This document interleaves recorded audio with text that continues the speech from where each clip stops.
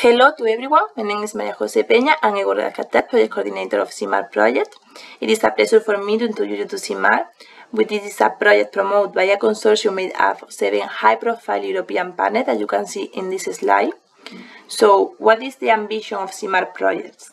Materials degrade in oil and gas facilities, so they require periodic inspection to assess their condition and ensure the safety of the plant. SIMAR proposed a new type of inspection robot that is composed of an aerial system with advanced navigation capabilities that will allow to safely land on piles, even if they are located in complex locations.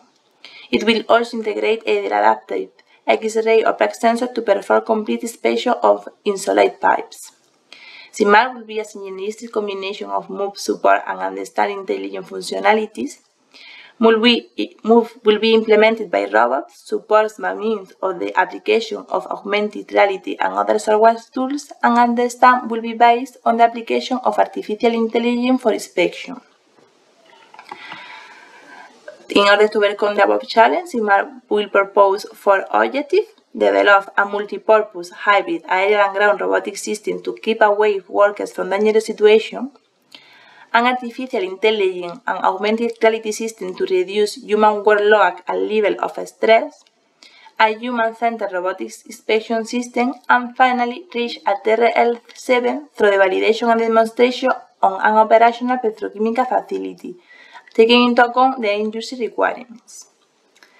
Finally, we would like to remark what is expected from this project. SIMAR aims to address the following challenges or impacts: reduce the risks and therefore increase the safety of personnel when collecting inspection data, which normally involves work at age. Increase the quality of the data by reducing human factors that affect their performance. And finally, reduce the current inspection cost and outage time. This is all from our side. We hope that you find our project interesting. Don't hesitate to contact us through the project website and social network, and thank you for your attention.